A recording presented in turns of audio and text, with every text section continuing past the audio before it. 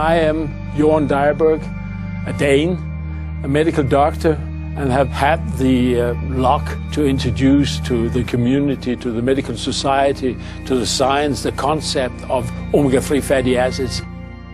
It was way back in '68. There was a lead paper in this Danish medical journal focusing in on the health aspects of Greenlanders. And one of the strange things was that they had a low incidence of coronaries, a very low incidence of coronary heart disease, in spite of their traditional diet, which was based on fatty fish and seal, which is a fatty animal. And we knew at that time that high fat intake was associated to a high risk of coronaries. How come that our co-citizens, the Eskimos, the Inuit, had a high fat diet and a low incidence? So we said, we will go to we have to go to Greenland and do examination of the blood of Eskimos to see how come that they don't have coronaries. They should have a high cholesterol. Maybe they don't have. Let's go up there. And we managed to come up there, and we managed to collect blood from 130 Eskimos living from seal and fish and their wives in remote settlements and the northeastern part of Greenland. And that blood we brought back home and we analyzed it. I did the lipoproteins up there and we presented the results. And this was that. We had seen they had lower blood cholesterol, but not that much lower, so there must be an extra explanation. I had a gas chromatograph that could do fatty acid analysis. And we simply said, we have 130 samples of Eskimos. No one will ever collect 130 fasting samples of blood from Eskimos living from seal and whale and fish. Let's do fatty acids and publish it, because sometimes someone will say that now we have the data.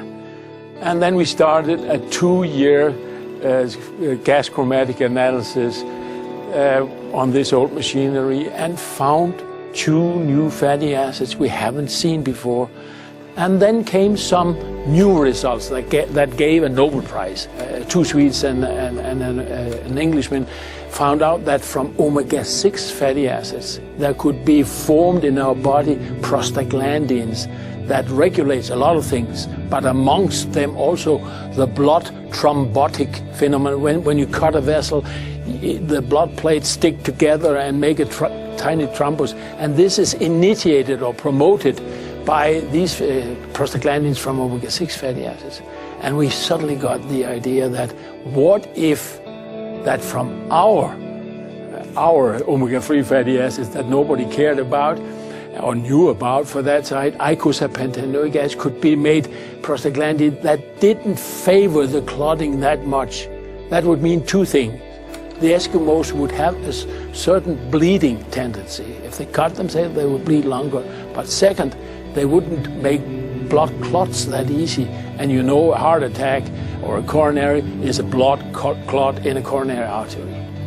So we did some experiments, found out that this icosapentaenoic acid actually could dampen the blood clotting tendency. And we went up there and measured bleeding time by making tiny cuts and measuring how long you put a stasis on the arm and cuts and measure how long it bleeds until it stopped bleeding. And in Danes it was 4 minutes, and in Greenland it was 8.